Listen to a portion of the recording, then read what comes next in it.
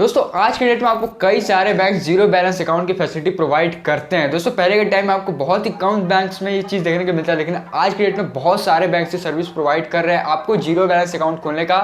यहाँ पर दोस्तों वो फीचर देते हैं, मीन्स आप एलिजिबल हो कोई भी बैंक में जीरो बैलेंस अकाउंट खोलने के लिए। सारे बैंक्स मेरे बट मोस्टली बैंक्स में आज के डेट में देखा जा रहा है कि आप जीरो बैलेंस अकाउंट खोल सकते हो। तो दोस्तों इसके इस वीडियो में हम दो जीरो बैलेंस अकाउंट को कंपेयर करने वाले हैं, जिनका नाम है इक्विटस स्मॉल फाइनेंस बैंक, उसी के साथ साथ दोस्तों यहाँ पर आईसीआईसीआई के आईसीआईसीआई माई सेविंग अकाउंट। दोस्तों ये दोनों ही बैंक जीरो बैलेंस अकाउंट है। और यहाँ पर दोस्तों पहले क्या था कि आईसीआईसीआई माई सेविंग अकाउंट बहुत टाइम के लिए, मीन्स कुछ टाइम के लिए 3-4 महीनों के लिए यहाँ पर टेम्पररी बंद कर दिया गया था, मीन्स आप अकाउंट नहीं खोल पाते। पर दोस्तों हाल ही में इस बैंक ने आईसीआईसीआई बैंक ने यहाँ पर अपना आईसीआईसीआई माई सेविंग अकाउंट की सर्विस को फिर से स्टार्ट कर दिया है और आप अब यहाँ पर अकाउंट खोल सकते हो। दोस्तों बेसिकली यहाँ पर थोड़ा बहुत कंफ्यूजन आता है लोगों में कि इन दोनों ही बैंक्स में कौन सा एक बैंक में अकाउंट खोलना चाहिए, हमें कौन सा हमारे लिए बेस्ट हो सकता है। दोस्तों ज़्यादा टाइम वेस्ट करते वीडियो को शुरू करते हैं। मैं अफसोस आप सभी का स्वागत है मेरे YouTube चैनल पर। और भाई साहब वीडियो अच्छी लगे तो लाइक और चैनल पर नए हो तो सब्सक्राइब कर देना, और अगर पहले से सब्सक्राइब किए हुए हो तब तो जाहिर सी बात है बहुत ही कमाल के आदमी हो यार। तो दोस्तों यहाँ पे दोनों बैंकों के सबसे पहले अकाउंट ओपनिंग प्रोसीड्यूर के बारे में बात करते हैं, किस टाइप से अकाउंट खुलते हैं। तो दोस्तों अगर हम यहाँ पर माई सेविंग अकाउंट की बात की जाए तो दोस्तों आप इस बैंक को भी ऑनलाइन अकाउंट ऑनलाइन खोल सकते हैं। आपको यहाँ पर कोई भी मीन्स ऐसी बात नहीं कि आप पेपर वगैरह का वर्क है, ऐसा कुछ भी नहीं है।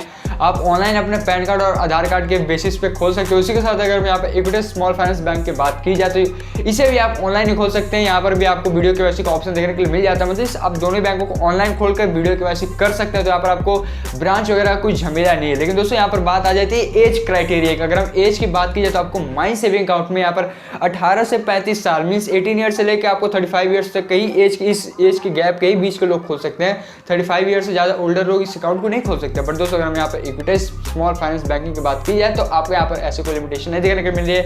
आपके यहाँ मिनिमम आपका 18 साल का एज होना चाहिए, और अगर आपका 18 साल का एज है, आप उससे ज़्यादा ओल्डर है तो आप खोल सकते हैं। ऐसा बात नहीं है कि आप 35 साल की उम्र से ज़्यादा आपकी उम्र है तो आप नहीं खोल सकते। यहाँ पर ऐसी कोई चीज़ आपको नहीं देखने को मिल रही है। दोस्तों यहाँ पे जो दूसरा देखने वाला डिफरेंस आता है वो ये है दोस्तों कि इनके डेबिट कार्ड के ऊपर। अगर हम दोस्तों डेबिट कार्ड देखा जाए तो आपको दोनों ही बैंकों में वर्चुअल डेबिट कार्ड देखने को मिल जा रहा है, चाहे आप आईसीआईसीआई माइन में देखें या फिर आप इक्विटस बैंक में देखें, दोनों ही बैंकों में आपको वर्चुअल कार्ड देखने को मिल जाए। बट दोस्तों यहाँ पे जो सबसे बड़ा डिफरेंस आता है वो ये है कि आईसीआईसीआई माई सेविंग अकाउंट में आप जैसे अकाउंट खोलते हैं तो आपको वर्चुअल डेबिट कार्ड मिल जाता है, लेकिन दोस्तों उसके कुछ ही टाइम बाद 7 से 8 दिन बाद फिजिकल डेबिट कार्ड भी आपके घर पे डिलीवर कर दिया जाता है। मीन्स आपको खुद से अप्लाई नहीं करना और आप इसे कैंसिल भी नहीं कर सकते। अगर आपने अकाउंट खोला है तो आपको डेबिट कार्ड मिलेगा ही मिलेगा। बट दोस्तों यहाँ पर अगर हम इक्विटस स्मॉल फाइनेंस बैंक की बात की जाए तो आपको वहाँ पर एक ऑप्शन मिलता है कि अगर आप चाहते हैं, मीन्स अगर आपको फिजिकल कार्ड चाहिए तब आप उसके लिए अप्लाई कर सकते हो, अगर आपको नहीं चाहिए तो आप नहीं कर सकते। अब दोस्तों यहाँ पर कई लोग पूछेंगे कि ठीक है यार, एक अपने आप अप्लाई हो जा रहा है और एक में हमें अप्लाई करना पड़ रहा है, तो इसमें बेसिकली हमें अंतर कहाँ पर देखने को मिल रहा है। तो दोस्तों यहाँ पर जो सबसे बड़ा अंतर वो ये है कि दोनों ही कार्ड्स पर आपको चार्जेस पे करना है। यहाँ पर दोस्तों अगर हम माई सेविंग अकाउंट की बात की जाए तो यहाँ पर आपको 150 प्लस जीएसटी पे करना है, मीन्स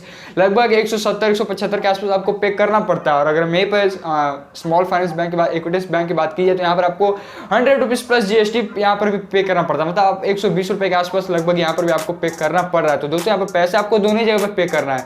तो यहाँ पर आप मान के चलेगा अगर आप आईसीआईसीआई में अकाउंट खुलवाते हैं तो यहाँ पर आप जैसे ही का मीन्स अकाउंट आपने खुलवाया और अकाउंट में पैसे आपने डाले तो वो पैसे में से आपको दोस्तों जो डेबिट कार्ड का चार्जेस हो काट लिया जाएगा। मतलब यहाँ पर सीधा सीधी मैं यही कहना चाहता हूँ कि अकाउंट खुलवाने का मतलब है कि आपको डेबिट कार्ड के चार्जेस देना पड़ेगा, वो कंपलसरी है, आप उसे बचा नहीं सकते। बट यहाँ पर इक्विटस की अगर बात की जाए तो यहाँ पर आपके पास ऑप्शन है कि अगर आपको नहीं चाहिए भाई तो आप मत ऑर्डर कीजिए, आपके अकाउंट से पैसे नहीं कटेंगे। तो ये एक सबसे बड़ा डिफरेंस होता है यहाँ पर दोस्तों कि यहाँ पर आपको कार्ड लेना ही पड़ेगा, कार्ड लेना है तो पैसे देना ही पड़ेगा। बट यहाँ पर ये सिस्टम नहीं है, यहाँ पर ये आपके ऊपर कस्टमर के ऊपर छोड़ा गया कि आप जैसे चाहिए वैसे कर सकते हैं। उसके साथ दोस्तों अगर हम यहाँ पर थोड़ा कार्ड के ट्रांजैक्शन के बारे में बात की जाए तो दोस्तों आपको आईसीआईसीआई के माई सेविंग अकाउंट में आप 5 फ्री ट्रांजैक्शन कर सकते हैं एक मंथ में। उसके बाद अगर उससे ज़्यादा आप करते हैं तब आपका यहाँ पर 20 प्लस जीएसटी चार्जेस लग जाएंगे। लेकिन दोस्तों अगर मेरे इक्विटस बैंक की बात की जाए तो यहाँ पर आप बस 3 ट्रांजैक्शन कर सकते हैं। अब दोस्तों एक 3 ट्रांजैक्शन मेट्रो सिटीज़ के लिए बोला, नॉन मेट्रो सिटीज़ में आप 5 ट्रांजैक्शन कर सकते हैं। बट मोस्टली लोग यहाँ मेट्रो सिटीज़ में ही रहते हैं, मीन्स मैं रहता हूँ तो मैं अपने हिसाब से बता रहा हूँ। तो दोस्तों यहाँ पर 3 ट्रांजैक्शन ही आप कर पा रहे हैं तो ये जाहिर सा बात है थोड़ा कम है, बिकॉज आज के डेट में यहाँ पर दोस्तों लगभग ऑलमोस्ट सारे ही बैंक्स लगभग धीरे धीरे अपने इस एटीएम ट्रांजैक्शन वाले सिस्टम को 5 पर करते जा रहे हैं, 5 फ्री ट्रांजैक्शन पर।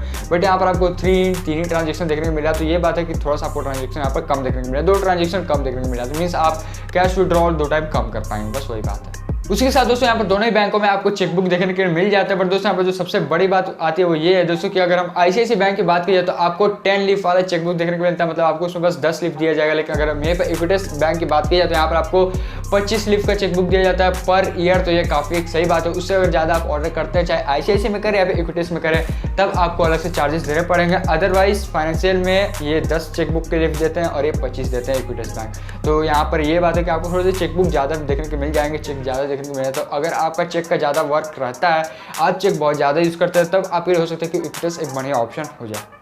अब यहाँ पर दोस्तों जो सबसे बड़ा यहाँ पर गेम आता है वो ये है कि इंटरेस्ट के बारे में। आप दोस्तों यहाँ पर आपने सुना है कि इक्विटीज बैंक में आपको 7% का यहाँ पर इंटरेस्ट देखने को मिल जाता है। लेकिन दोस्तों अगर वहीं पर माई सेविंग अकाउंट के बारे में बात की जाए तो यहाँ पर आपको 3% का इंटरेस्ट देखने को मिल जाता है। लेकिन बस दोस्तों यहाँ पर बात खत्म नहीं हो जाती। ये मीन्स बेसिकली कस्टमर कंपनी दिखा रही है कि आप इतना इंटरेस्ट दे रहे हैं। यहाँ पर दोस्तों असली जो बात है वो आपको यहाँ पर समझना पड़ेगा। अगर हम यहाँ पर आईसीआईसीआई माई सेविंग अकाउंट का अगर हम इंटरेस्ट रेट की बात की जाए तो यहाँ पर अगर आप 1 लाख रुपए के अंदर तक का बैलेंस मेंटेन रखते हो, जो कि मोस्टली रखते ही है, तब आपको दोस्तों यहाँ पर 3% का यहाँ पर इंटरेस्ट देखने को मिल रहा है। लेकिन अगर आप 1 लाख से ज़्यादा का बैलेंस रखते हैं तो आपको 3.5 का देखने को मिल रहा है इंटरेस्ट यहाँ पर।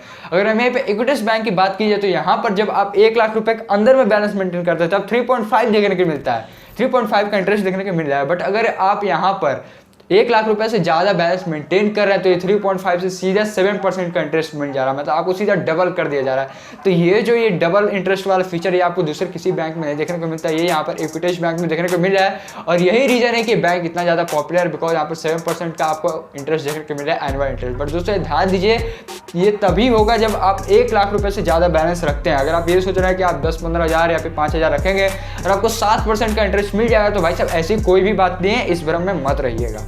अब दोस्तों यहाँ पर और एक बड़े डिफरेंस की बात की जाए तो वो ये है दोस्तों कि यहाँ पर अगर हम माई सेविंग अकाउंट की बात की जाए तो वो ये आईसीआईसीआई का माई सेविंग अकाउंट है। और दोस्तों अगर हम यहाँ पर आईसीआईसीआई का सर्विस नेटवर्क की बात की जाए, आप चाहे ब्रांच देख लीजिए या फिर आप इसके एटीएम के नेटवर्क देख लीजिए, तो ये आपको काफी ज्यादा अच्छी देखने को मिल जाती है। तो दोस्तों यहाँ पर ये बात आता है कि आईसीआईसीआई के कस्टमर का अगर हम नेटवर्क देखा जाए, अगर ब्रांचेस वगैरह के नेटवर्क, तो ये काफी ज्यादा बड़ा। और दोस्तों ये बेसिकली जो ब्रांच के नेटवर्क होते हैं ये आपको एक अच्छी सर्विस प्रोवाइड करने में काफी ज्यादा सहायता करता है। लेकिन दोस्तों अगर यहाँ पर इक्विटीज बैंक की बात की जाए तो आपको लगभग इसके ना के बराबर ब्रांच देखने को मिलते हैं, बिकॉज क्योंकि यार मेरे एरिया में मैंने अभी तक कोई भी इसका ब्रांच नहीं देखा है। तो एक्चुअली दोस्तों यहाँ पर बेसिकली ब्रांच का कोई बहुत बड़ा रोल रहता नहीं, बट हाँ अगर आपके बैंक का ब्रांच है तो बहुत ज़्यादा हेल्पफुल आता है। बिकॉज आपको अगर कुछ भी इशू आती है जो कि आप ऑनलाइन सॉल्व नहीं कर पाते तो आपके पास एक आखिरी ऑप्शन आ जाएगा, हाँ यार आप ब्रांच जाके चीज़ सॉल्व कर सकते हो। बट दोस्तों अगर आपके पास ब्रांच की कमी है तो जाहिर सा बात है ये चीज़ कहीं ना कहीं आपको दिक्कत देगी। खासकर अगर आप एक मैनुअल बैंकिंग करते हैं तो ज़्यादा मिस ऑनलाइन ट्रांजेक्शन नहीं करते, तो अगर आप एक मैनुअल बैंकिंग सर्विस यूज़ करते हैं तो वैसे कस्टमर को दोस्तों यहाँ पर काफ़ी ज़्यादा दिक्कत का सामना करना पड़ सकता है। उसके साथ दोस्तों यहाँ पर और एक जो सबसे बड़ी डिफरेंस की बात की जाए तो दोस्तों वो ये है कि आईसीआईसीआई बैंक में आपको आपके एफडी के अगेंस्ट आप क्रेडिट कार्ड भी ले सकते हैं। मींस अगर आप 10,000 की एफडी करते हैं तो उसके बेस पे आपको एक क्रेडिट कार्ड भी दिया जाएगा। बट दोस्तों ऐसे कोई भी फीचर आपको इक्विटीज स्मॉल फाइनेंस बैंक में नहीं देखने को मिला है। यहाँ पर ऐसी कोई स्कीम नहीं है कि आप एफडी करवाएंगे और उसके अगेंस्ट मींस 10,000 की एफडी पर आपको क्रेडिट कार्ड मिल जाएगा। हालांकि अगर आप बड़ी एफडी करवाते हैं 25-30 हज़ार की तो जाहिर सा बात है उस पर बहुत सारे बैंक आपको क्रेडिट कार्ड देते हैं। बट दोस्तों यहाँ पर इतनी मींस जो 10,000 वाली लिमिट है जो कि आप ऑनलाइन डायरेक्टली कर सकते हैं, उतनी बढ़िया तरीके से यहाँ पर फ्लेक्सिबिलिटी आपको नहीं देखने को मिली इक्विटी स्मॉल फाइनेंस बैंक में। दोस्तों यहाँ पर जो आखिर का जो सबसे बड़ा पॉइंट निकल कर आता है इन दोनों बैंक में ये है दोस्तों कि आईसीआईसीआई बैंक एक पुराना बैंक है। दोस्तों पुराना बैंक का जो सबसे बढ़िया बात होती है वो ये है कि यहाँ पर आपको एक ट्रस्टेड कस्टमर देखने को मिलता है, मींस एक ट्रस्टेड सर्विस देखने को मिलता है। आप आईसीआईसीआई बैंक को जानते हैं कि बहुत पुराने टाइम से बैंक है, ठीक है, आपके ब्रांच के साथ एकदम बढ़िया से आना जाना है। तो थोड़ा सा यहाँ पर दोस्तों बात आ जाता है ट्रस्ट के बारे में। मैं ऐसा नहीं बोल रहा हूँ कि यार मुझे इक्विटी बैंक पर ट्रस्ट नहीं है, बट हाँ यहाँ पर ये अब अंदर की बात आ जाती है, दिल की बात आ जाती है। वही बात है कि ये बैंक अभी थोड़ा सा नया है तो थोड़ा बहुत कितना भी बोलिए आप आईसीआईसीआई के मुकाबले कस्टमर्स को इसके ऊपर कम ट्रस्ट है कि कैसा बैंक है कैसा नहीं है, आगे इसका सर्विस कैसा परफॉर्म करता है, कहीं बैंकक्रप्ट वगैरह ना हो जाए, ऐसे कुछ डर रहते हैं नए बैंक में। तो ये बात है कि यहाँ पर इस नए बैंक है तो यहाँ पर इस चीज़ का थोड़ा बहुत आप में डर, मुझे खुद डर, इसलिए मैं आपको भी ये चीज़ बता रहा हूँ कि नया बैंक है तो थोड़ा सा ये है कि हाँ मीन्स मन जल्दी मानता नहीं इसमें खोलने के लिए। अब दोस्तों यहाँ पर बात करते हैं कंक्लूजन में कि ठीक है भैया आपने तो सब कुछ हमें बता दिया, अब बताइए कि हमें इन दोनों ही बैंकों में से किस बैंक में अकाउंट खोलना चाहिए। तो दोस्तों देखिए बेसिकली किस बैंक में अकाउंट खोलना चाहिए ये तो आपको मैंने सारे डिटेल्स बता दी, तो उस हिसाब से आप एनालाइज करके कर सोच सकते हैं कि किस में अकाउंट खोलना चाहिए। बट दोस्तों अगर मैंने मुझे बस कोई मुझसे पर्सनली पूछे कि आप किस बैंक में अकाउंट खोलना पसंद करेंगे, तो मैं ICICI माइंड से अकाउंट में खोलना ज़्यादा पसंद करूँगा। बिकॉज यहाँ पर दोस्तों सबसे बड़ी बात है कि मुझे जो ब्रांच नेटवर्क मिल रहा है ये मेरे लिए बहुत एक बड़ा चीज़ है, क्योंकि यार मुझे एक ब्रांच से बहुत ज़्यादा आना जाना लगा रहता है, कुछ काम रहती है मुझे हमेशा ब्रांच में। उसी के साथ साथ यहाँ पर दोस्तों सबसे बड़ी बात आती है कि बैंक थोड़ा सा पुराना है, तो यहाँ पर मैं इस पर ट्रस्ट कर सकता हूँ, इस पर पैसे रख कर मुझे थोड़ा सा ऐसा भी डर नहीं रहेगा कि यार मेरे पैसे कुछ इधर उधर ना हो जाए। हालांकि ऐसी कोई चीज़ इक्विटी में नहीं होगी, मुझे पता है, बिकॉज यार आज के डेट में बैंक अकाउंट कोई आपके पैसे लेके इधर उधर कर दे इतना आसान नहीं है, ऐसा होता भी नहीं है। बट बात आ जाती है यहाँ पर दोस्तों मन की संतुष्टि की, तो मैं आपको यही बोलूँगा कि जिस बैंक में आपका मन संतुष्ट हो कि हाँ भाई मैं खोल सकता हूँ। बाकी आपने देखा कि सर्विस में बहुत ज़्यादा अंतर नहीं, आपको थोड़ा बहुत 19-20 के यहाँ पर अंतर देखने को मिल रहा है, थोड़ा बहुत चार्जेस में, थोड़ी बहुत सर्विस में। तो यहाँ पर ओवरऑल मैं यही बोलूँगा कि जिस बैंक अकाउंट में आपको मन कर रहा है कि ठीक है इस यहाँ पर खोल सकते हो, जहाँ पर आपका मन मान रहा है आप वहीं पे अकाउंट खोले तो वो ज़्यादा बेटर रहेगा, ताकि आप आगे जाकर रिग्रेट इस चीज़ के लिए ना करें। दोस्तों आशा करता हूँ वीडियो आपको अच्छा लगा। अगर चैनल पर नहीं तो भाई से सब्सक्राइब कर देना। मिलेगा अगले वीडियो पे और अच्छे टॉपिक के साथ, तब तक के लिए ध्यान रखें। Thank you.